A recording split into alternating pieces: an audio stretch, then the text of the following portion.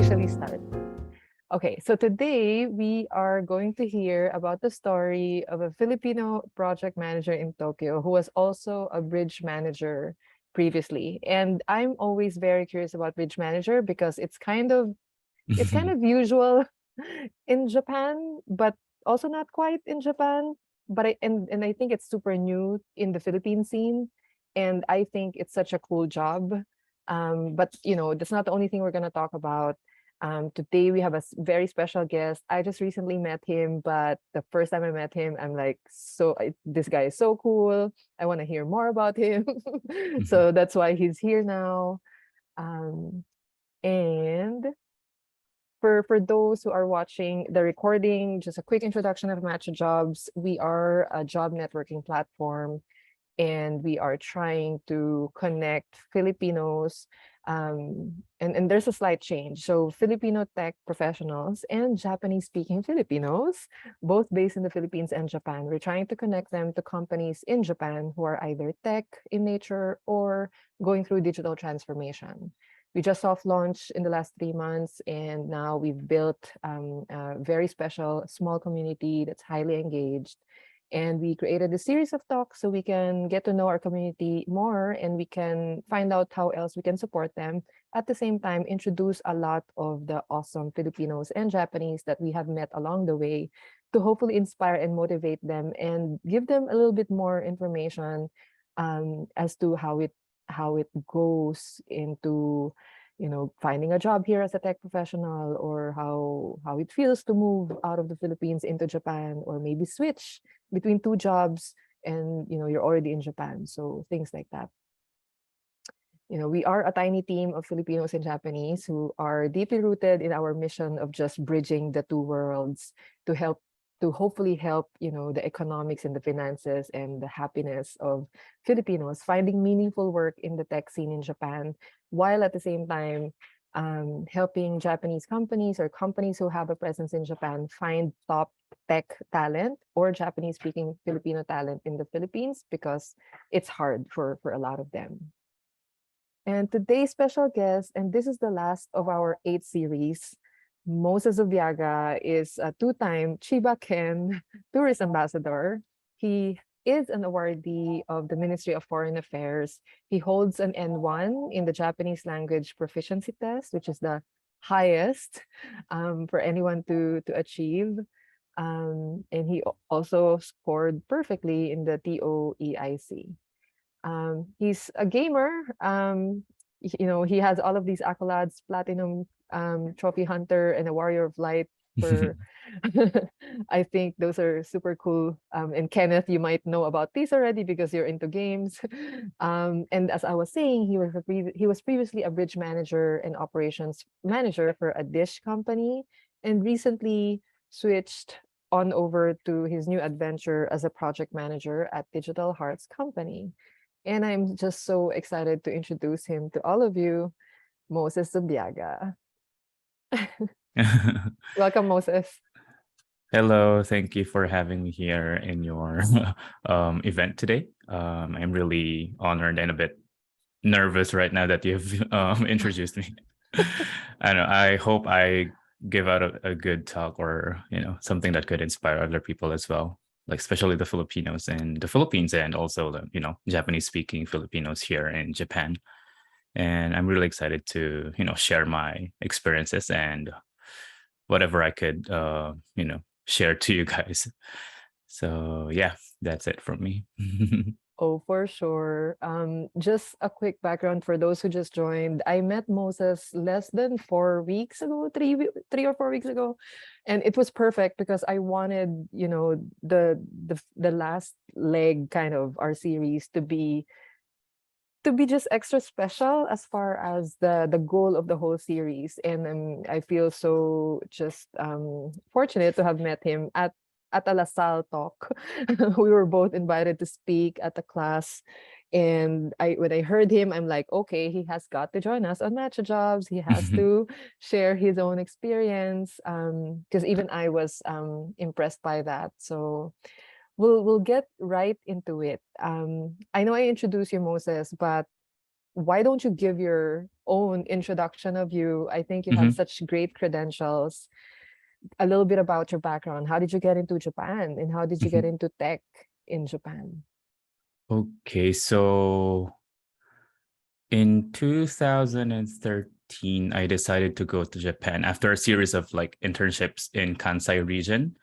So after going back to the Philippines, I decided like I want to like have a bigger like kind of growth career, and I think Japan was like the best place for me because I always wanted to have like an international type of career, not in my own domicile, but in another country, because I believe that I'd be growing, have a better career, like, ladder in another country compared to my current country. Because if I'm in my own country, I'd be like only living in my comfort zone. So I'd like to, get out of that place and, you know, start again from zero, in another country, which is Japan. I decided to go to Japan because I was inspired by my mother. My mother, went to different places, and Japan was like the best place that she went, because for me, Japan is like the integration of Western and Oriental culture. So it was the best place for anyone who would like to be an international type of person. And yeah, so on 2014, I first decided to enter a Nihongo school in Chiba. It was located in Chiba, so I studied there starting on 2014, July of 2014, and studied there for 9 months.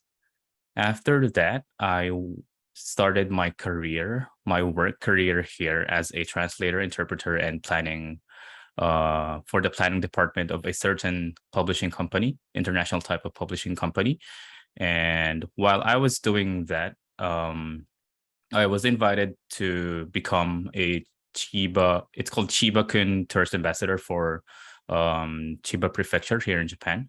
And one of the reasons why I got recommended was because when I was studying in the Nihongo school in Chiba, um, I tried to proactively join lots of competitions. And one of the competitions that made me become recommended to that type of ambassadorial activity is when I was awarded the Minister of Foreign Affairs awardee for a certain declamation or speech contest which was held in Kanto Koshi Etsu here in Upper Kanto or Koshi Etsu region. So aside from that, during my Nihongo school adventure, I also joined lots of university speech contests, sakubun konkuru, and I just gave my all in whatever I was facing during those days. So those were the reasons why since I went here, I wanted to start my career from zero again. So I had to like have um I had to start again from zero. So I started with my achievements and how to, improve my have a colorful type of resume whenever, when the time comes that I need to show it to the Japanese people. So yeah, I planned out a lot of things. So I started with those type of stuff. So that catapulted me to the first position I had here in Japan. While I was doing that first position as well, I was doing Chiba-kun ambassadorial activities for 2 years. And after that, I decided to go to a different type of environment. So from publishing company, I ventured out to a startup type of HR industry. It's also tech related, and it's also related to foreigners who want to work here in Japan. So I worked with them for a couple of, so for a certain period. Then I transferred again to a different type of company, which is purely an IT or tech related company, which I worked previously at. It's called Adish, and I was working there as a bridge manager and operations manager for their subsidiary in the Philippines and other countries. and I was there for like I entered my fourth year this year, but I decided to go to a different company because I decided on when I was 25, I decided that when I turned 30, I would venture out to a different, I mean, I would like to, have my passion become my work. Well, it was already, I was already doing game related stuff when I was working with Adibs because all the projects that I handled there was related to games. I mean, not only related to games, but like 80% of what I handled there was related to games. And I had it was a good stepping stone as well because I learned a lot from Adish, and the environment was also very good for me. But yeah, since I decided to um you know I wanted to have a career growth when I turned 30, I decided to apply for different companies again when it was around June, the end of June, when I applied for different uh, when I applied to different companies. And I don't know if people are aware of DNA. It's called DNA here in Japan, Dena Corporation. It's DENA. It's one of the largest companies here. They have like tech. They're even into sports and other projects and services. I applied there. I also applied to Square Enix. I also applied to Mixi. I also applied to um, Kokone, which is a metaverse type of company, and also a logistics type of company. I also applied there. Luckily, I was able to pass them all, but since the I wanted to work in an environment which is international, which is global, which could cater to my interest. And since I wanted to um, have my passion become my work, I chose Digital Hearts because we are going to be handling. So, just a brief background about my next company. Digital Hearts is like has the largest share in the gaming scene here in Japan because they are the ones who debug, localize, and have this type of technicalities when it comes to gaming.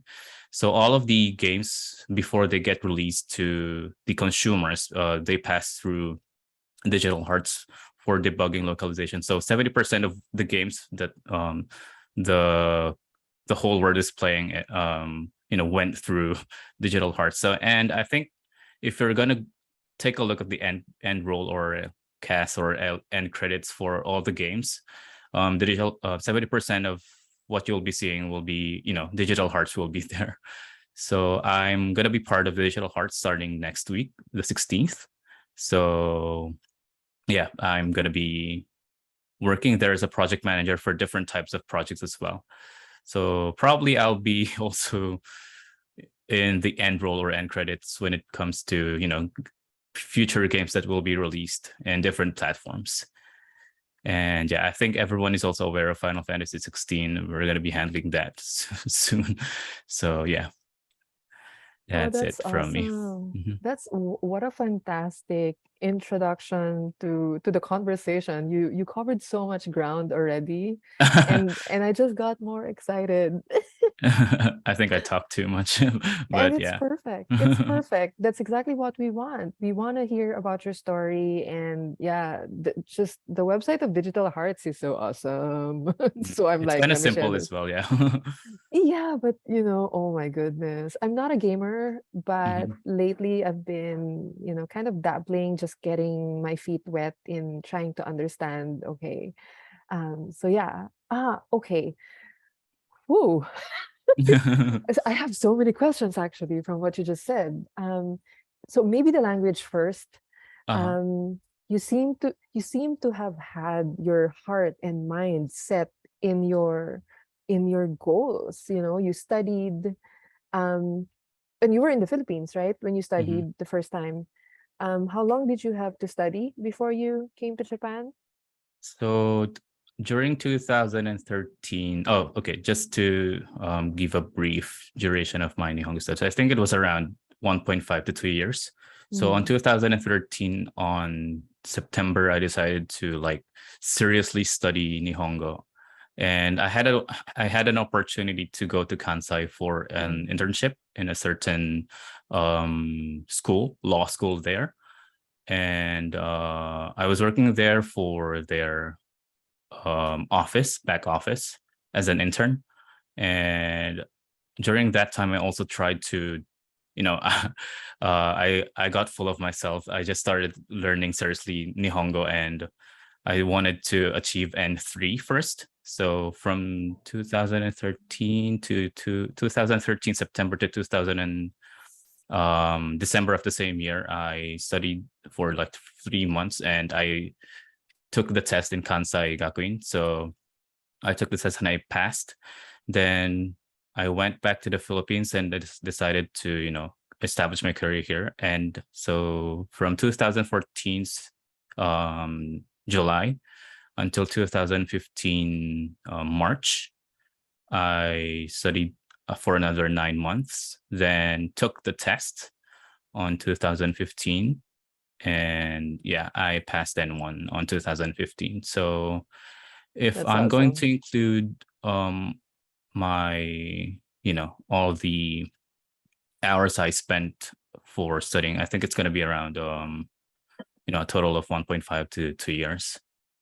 Awesome. That's amazing. So you didn't go through 5 and 4 and 2. You just went to straight to 3 and 1 Yeah, and three I and N1. went straight to I took I only love it. N3 and N1. Yeah. I love it. Okay. And was it was it easy for you? Was it hard? It two was years. hard.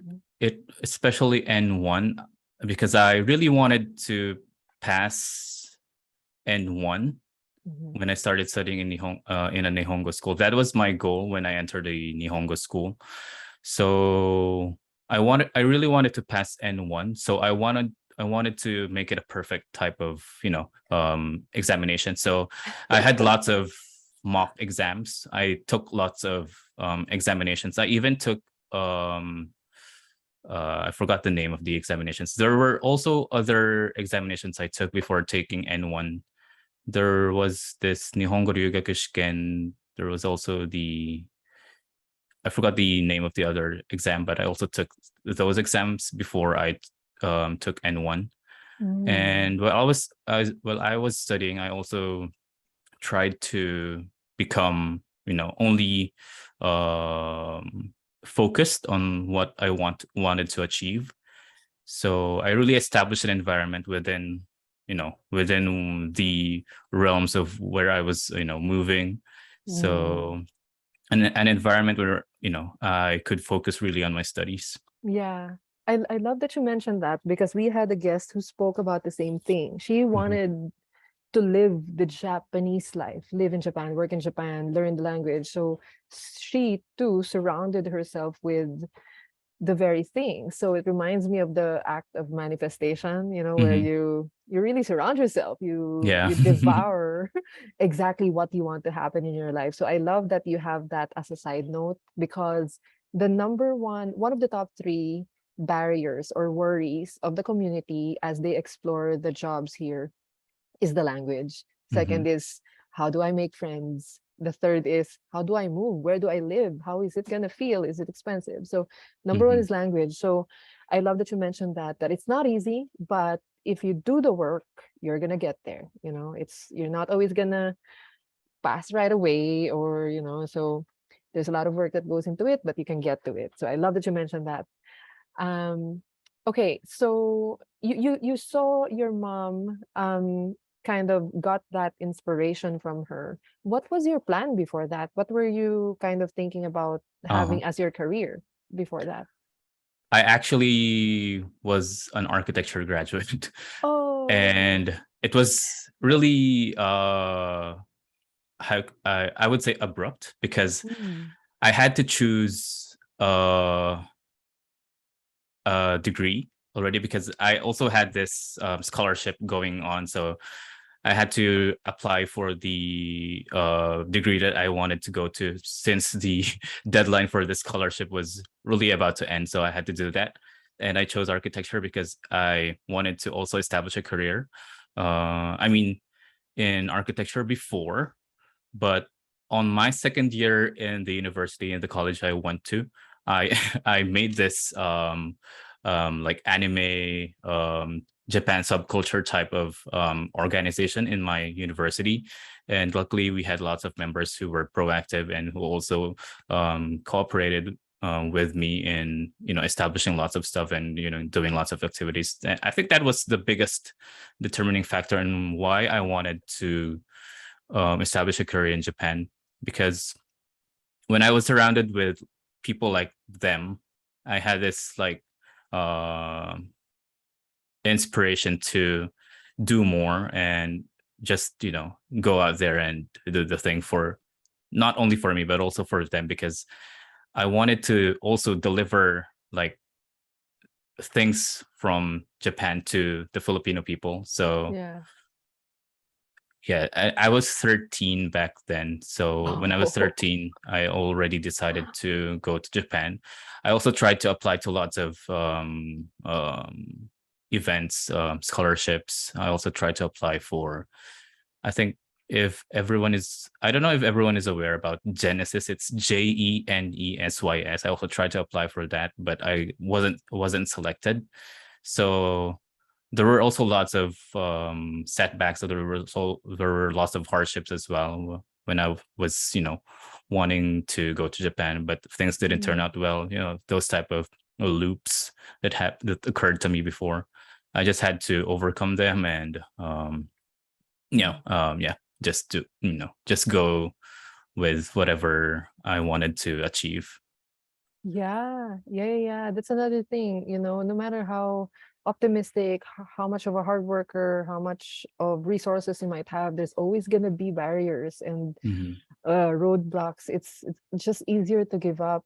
So Hmm. I'm glad that you mentioned that because off the bat, the a lot of the inquiries we get at Matcha Jobs or comments is that I'm afraid I have JLPT, but you know, there's always a Hmm. lot of those worries. So I'm glad you also Yeah, mentioned that it's part of it. It's it's part of the really part of process. it. Like after doing 10, you only get a result of about 2 or 1.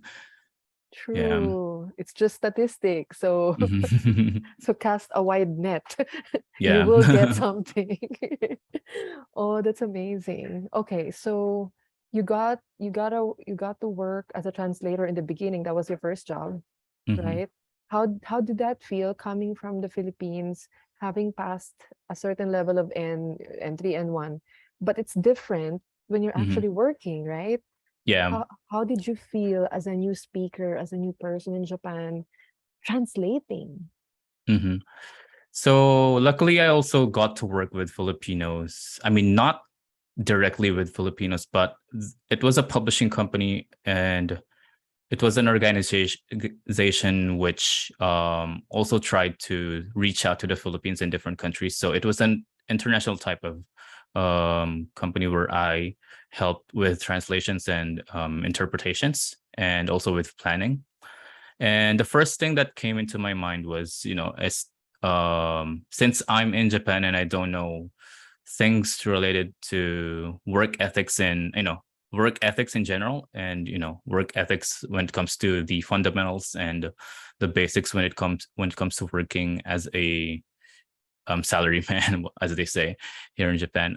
I really wanted to establish that first. So on my first 2 to 3 years, I um, really tried to work hard on creating the base of my work ethics and etiquette, you know, knowing all the things that is related to how to work in a Japanese environment. So Japanese salaryman 101, something like that.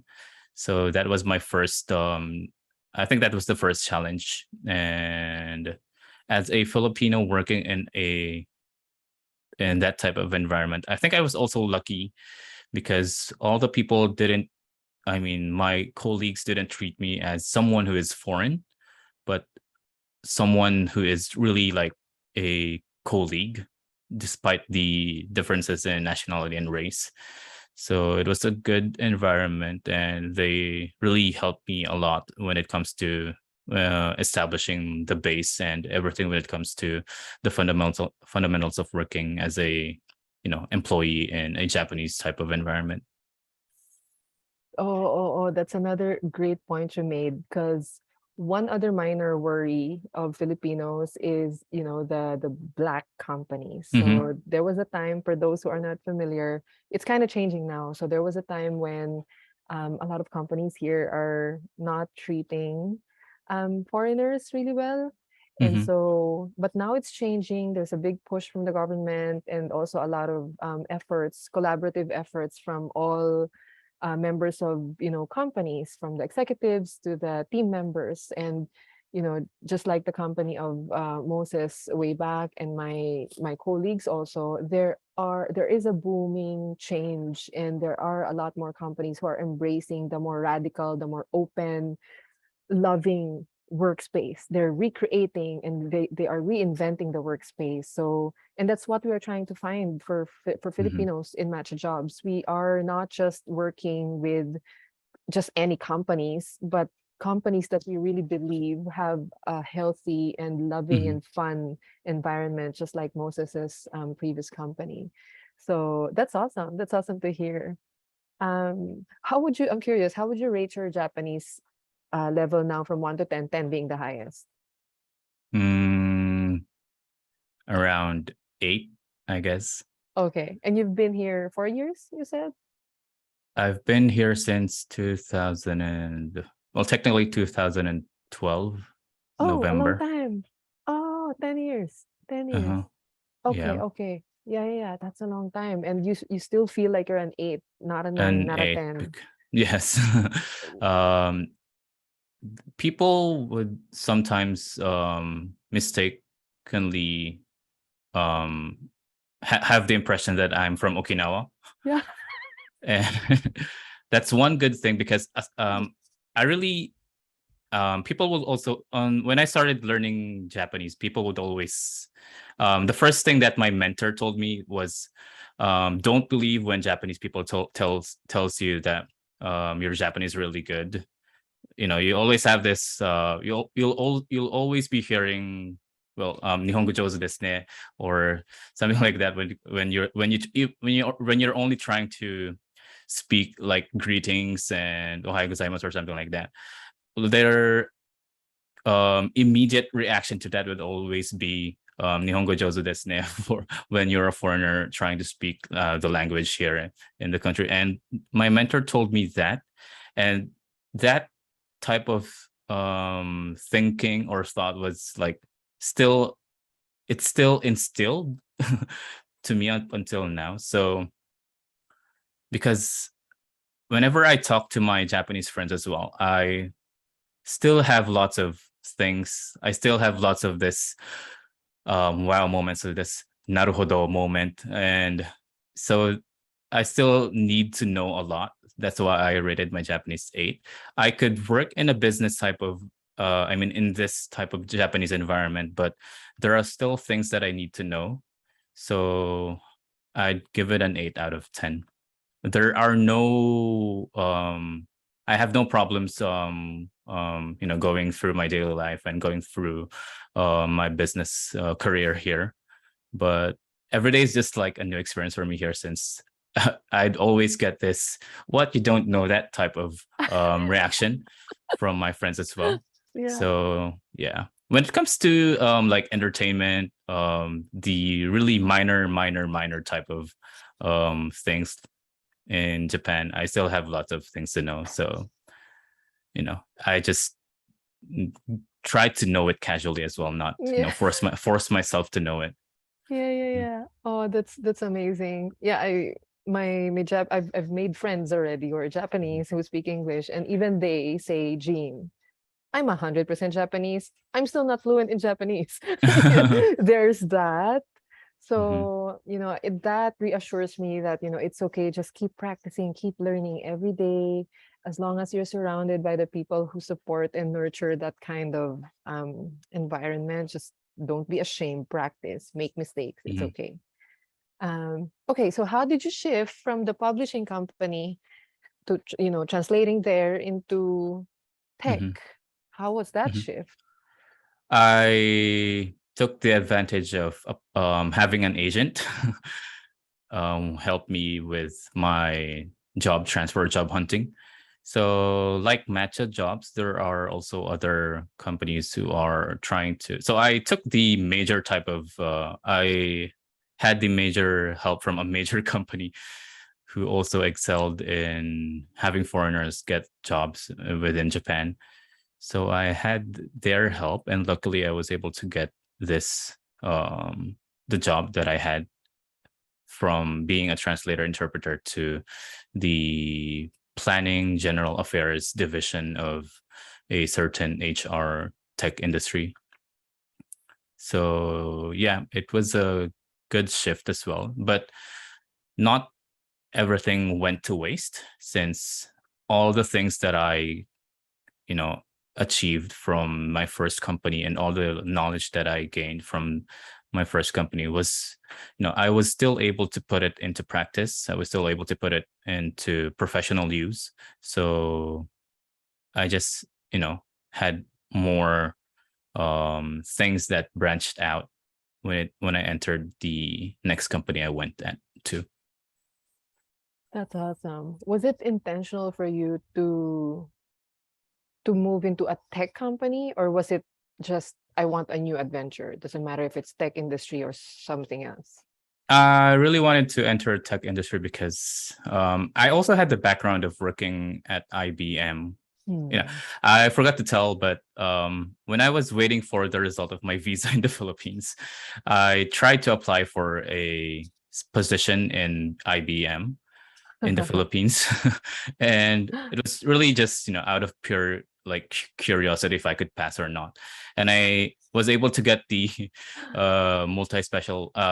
multilingual specialist position in IBM, and I didn't actually tell them that Yeah. I'd be leaving when the results of my visa arrives. And yeah, the results came in, and I went to Japan. So I had this tech background as well. So Mm. I wanted to have that expounded, or have it more, put it to good use as well. Yeah. So that's how So you met Shane, is it? yeah. Mm-hmm. Ah, yes, yes. What year was that when you met her in IBM? 2014. Ah, I was no It longer in was IBM. Yeah. it was around March. I don't know, around February when I had the interview conducted by Shane and another person. So Oh, she interviewed you. yeah. I left IBM in 2011. That's where I met her. Mm, But she's really connected with my husband way before, as mhm. in when they were in college, I think. So that's amazing how, we're all connected one way or Yeah. another. Okay, so bridge manager. Could you please share with the audience what a Mhm, bridge manager is? mhm. So basically, a bridge manager is, from the word itself, someone who bridges um, the main company of the headquarters to different subsidiaries. So when we handle a project and when we try to handle it globally, we have teams from our subsidiaries in other countries, and when the certain project arrives, and when it comes to operations, and the client wants us to have this globally um, you know reached out to different types of countries, I am the one who is like managing this project to be handled by our subsidiary, and everything that the client tells us is also like comes to me. Then I disseminate it, and I try to um give the instructions to the subsidiaries and manage the operations for different types of projects. So it's kind of like a supervisor manager type of position, since I am handling the project itself, and I'm also trying to bridge the main company to the subsidiaries. So all the tasks and all the workloads that I handled before in my previous company, it was also, from the word itself, a bridge type of task or work.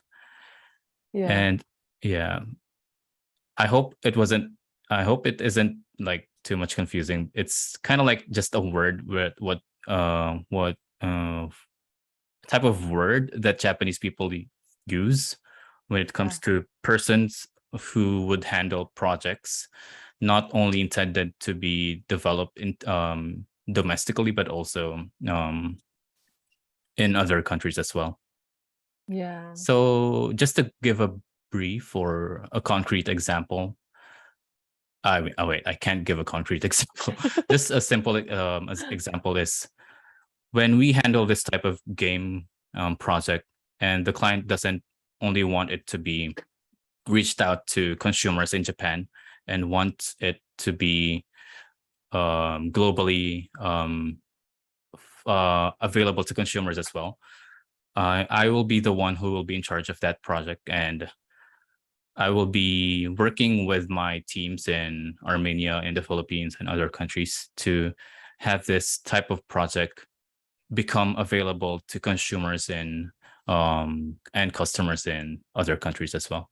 So that's the work of a bridge manager in a nutshell. Which is not easy. Mm-hmm. Because I've done a little bit of that, but not in the Japan setting. For those who are curious, I have a friend who does the same thing, and the other facet to that is bridging the language also, because in some tech companies, all engineers are English speaking, and then design and I don't know, product teams are all Japanese speaking. So he bridges not just the cross function, but the language also. It's a Mm-hmm. very interesting job. I think it's so Yeah. cool. And you don't just translate or interpret what the client wants or the client needs. And you also have to have this type of background wherein when you give instructions to certain people or certain nationalities, that those people should understand what you are trying to say and what the client is trying to say as well. So it's also a very challenging task and responsibility, as what Jean also said. True, true, true, true. I'm amazed, and I heard it also pays really well. So I wanted the Filipinos to be introduced to that concept that there is such a thing. So you guys might want to research it. I don't know how much information is available on the internet, but now you know that there's that. Um, okay, so any questions you guys might have, feel free to message. I don't know if you can raise your hand here in this particular Zoom, or type it, and we'll have Moses try to answer that. Um, so what about when you first came into Japan, Moses? Mhm. Were you all settled? Did you have to take care of everything, the housing, the everything, When I was studying in a Nihongo school, I was lucky enough to only focus on my studies and just Mm. study every day, not worry about having a part-time job or work 28 hours a week. Was it 28 hours? Yeah, Yeah, 27 hours or 28, 28 yeah. hours. Yeah. So I just Mm. mainly focused on my studies that time. And yeah, I already had the Nihongo background to efficiently have to work my way through the Japanese type of environment, the Japanese scene, like going to the konbini and ordering food or something like that, restaurants and other establishments. It was also quite challenging because I think it was during that time when, before I speak out anything, I was trying to construct things in my mind first before, you know, saying it to any Japanese people. And But right now it's different, and I just speak with them naturally. Whatever I think, I just say to them directly without ever having to construct something in my mind first before saying it. I know what you mean. Oh my gosh. In my very first month, I was constructing, and then when it's time for me to speak, all the words just drop on the floor. Yeah. Literally, it felt like that. And now I'm getting by with kore to kore when I'm ordering. Just say this and this and this. I Oh had the my same goodness. experience. Yeah. That's so interesting. But who took care, who found your accommodation, your apartment? Did you have to find that for you, or did someone Uh help you? Someone helped me. I had a Mm. friend who was also my mentor before.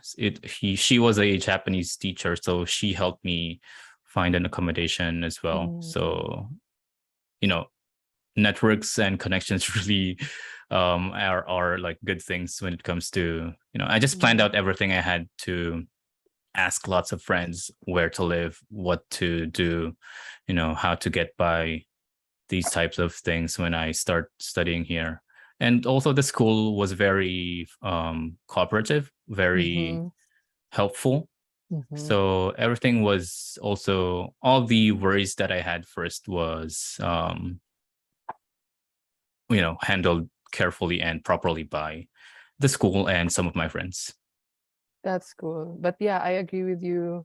I've seen firsthand, I've experienced firsthand. If I didn't have my husband, and if we didn't have a team of amazing human beings, I cannot imagine having survived the first 3 months. Just going to the train station. It's not easy, no matter how much of an outgoing person you are. If you don't know what to say, you can't do anything. So Kenneth has a question. How is the game development market is now for Filipinos? Are Japanese um, game companies hiring a lot of Filipinos? Actually, from what I know, or I don't know if this will be helpful, but yes, the answer will be there are lots of companies who are hiring not only Filipinos but foreign international who know a lot of things when it comes to game development and languages. Like, yeah, and they'll not be looking at your Nihongo skill too much. As long as you have like N3 or N2, you'll be able to get the job. And yeah, it's a booming industry right now, since gaming, even during the pandemic, the market share was really high, and there wasn't really much change when it comes to revenue. And the gaming industry is really becoming really big, and a lot of companies are expanding as well to the international community, the global scene. So from what I know is that a lot of companies really are looking for global people who could help them expand their services abroad, not only in Japan. So it's a good start. That's why I told my brother as well to start learning Japanese as early as possible.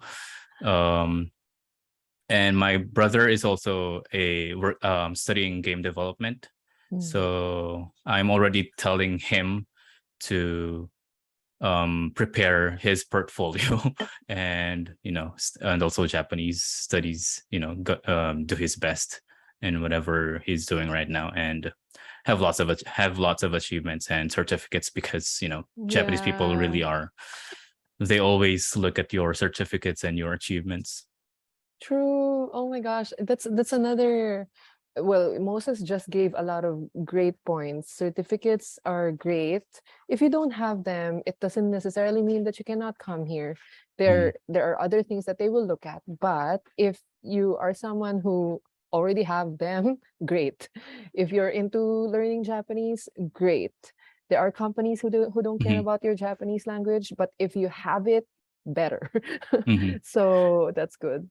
Yeah, and one of the determining factors, I think, for Japanese companies to hire Filipinos, because there's this stereotype. I mean, not stereotype, but kind of thinking that why would we hire a Filipino who speaks English if we could hire an American who is already a native speaker, who already knows the language, and who could do the task, or could deliver the role and responsibilities properly. So that's one of the things that Japanese companies would think about, Filipinos and Asian people from Asian countries.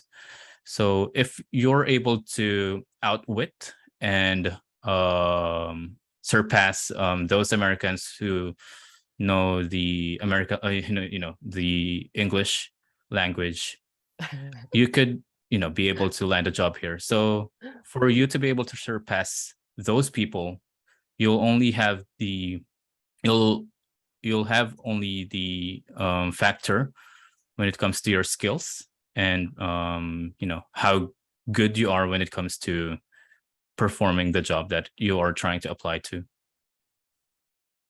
That's a very good point. You know, the other thing that I noticed, you mentioned this, is that a lot of companies are literally putting in the effort to globalize Mhm, their company. They really want foreigners. They want to become a Google environment and culture, literally. So that's a plus for us. It's mhm, an, it's an opportunity you want to tap. And another yes to what Moses said about the stereotype. So one of the problems that we're trying to address at Matcha Jobs is changing the way that the workforce, not just Japanese, but other countries also, change the way they think about the workforce in the Philippines. Because in Japan, Filipinos are popular to be caregivers, construction mhm, workers, English exactly. teachers. There's no problem with that, but we have other top talents. We have top tech talents and Japanese speaking Filipinos. So that's kind of what we're trying to educate Japanese companies here on. Mhm. Yeah. So thank you for that question, Kenneth. What would be your top three tips, Moses? Oh, Essential things that you would okay. tell Filipinos? Okay. So yeah, I've been through a lot of interviews and I've tried to come up with things that would make me pass with flying colors with whatever I'm trying to apply to or to apply at. And one of the things that I always try to really have, you know, big significance is you always need to have your core ambition or your like what you want to do in life, because that will be like the main thing that the interview process will revolve around. So let's say, for example, you want to become an international type of person here in Japan. You want to become the bridge that connects the Japanese service to the global scene. So if that is your core ambition or your core, let's say the Japanese it's called kokorozashi. Um, all the answers that the all the questions that will be thrown to you will, and I mean all the questions that will be thrown to you, the answer to that will always revolve around that kokorozashi. So have this one major goal that you want to achieve in life first, and second is always establish goals. um the goals should always be something that is short term, long term, and midterm.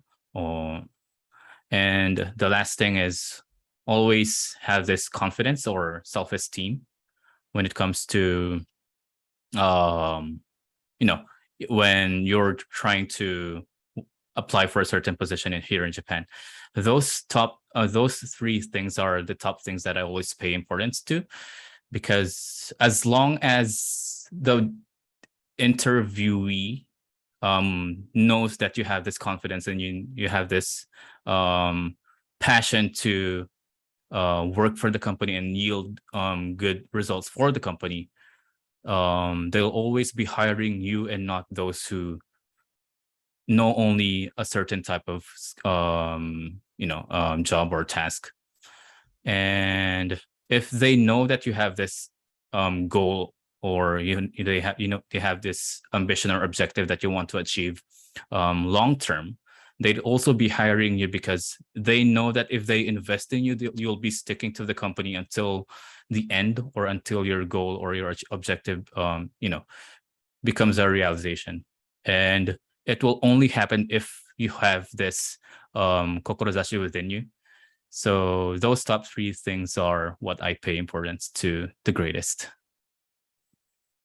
That's amazing. It reminds me of what of the book by Simon Sinek, Know Your Why. Know Yeah. your right. What's your purpose? Hmm. Because it's so easy to get lost and to get confused. Exactly. I was also a bit lost when I established my goal of coming to Japan, because if that is your goal and you already are in Japan, you already came to Japan, what's the next thing that you'll be doing is another thing that you should think of properly. There are lots of Filipinos who want to go to Japan, want to work in Japan, but when they come here, what's the next thing that they should be doing is a big question mark that always have the companies that they work to, think about it. So there are lots of Filipinos who want to work in Japan. They have this wants, but they also do not know how to put it into action or materialize it or realize it. I don't know if that's the right term. So they want to come to Japan. They'd be asking their friends, their connections, their networks on how to come to Japan. But are they really putting the effort to go here? Are they really doing the diligent effort that would make them come here? It's another thing that always strikes me when I hear people saying that they want to go to Japan. What And when I hear that, and when my friends tell me that, I always ask them, so what's your goal, or what's your plan, what's your purpose when you come here? And probably most of them would say that I want to work in Japan because I want to provide for my family. And if they answer me with that question, I'd also be asking them, I mean, there's no problem with providing your, family and doing that type of thing to work, for you to be, for you to be wanting to work here in Japan. But I think it's, you need to dream bigger. You need to establish a bigger goal for you to be able to, have a bigger growth career here as well. So yeah, that's just, something from me. Yeah, yeah, that's another good point. I think it's a great way to wrap up the session because, transparency is another thing we do here in Matcha Jobs. Mhm. One of the reasons why there's a certain stereotype to Filipinos apart from the usual job is because of some Filipinos in the past and present who are Mhm. doing illegal things Uh-huh. or taking shortcuts Mhm. or doing monkey business. Yeah. So we don't want that. And I think bringing, you know, putting light into the tech talent and Japanese speaking talent from the Philippines will help change that Mhm. because, we have a different level of experience, different kind of educational background, different level of language, Mhm. English and Japanese. So so yeah, that's another thing that we want to address. So I'm so glad that you mentioned that we have to change that, Yeah. even because here's a concrete story. So in Japan, there are people who just leave their things outside their door to throw away, and Mhm. they're high quality products, Mhm. right? Very usable, 40-inch TV, very nice sneakers, all the nice things you can think of. And there are actual Filipinos who pick them up. Mhm. And there are rules to it. There are Exactly. ways to get someone else's trash. And it's actually promoted here. It's encouraged to, it's called motenai, free Mhm. stuff. You get it. But but if it's outside their door, you don't pick it up. It's for the Exactly. garbage truck. Mhm. And once you're caught, you could get into You'll trouble. And there you'll be have been fine. Yeah. Filipinos. Yeah, there have been Filipinos who have been caught. So, through the work that we're doing at Matcha Jobs and through the work of, awesome Filipinos like Moses and other Japanese folks that we've introduced to all of you, we are trying to change that. And we're trying to show how there can be a harmonious, fun, Mhm. intellectual, and enriching relationship, professional and personal, between Japanese and Mhm. Filipinos, and we can learn from each other. Okay, so that wraps up our day. I hope you Mhm. had a good time, Moses. I really had a good time. I'm really thankful for the opportunity that you gave me today. And I Oh, that's hope, yeah, wonderful.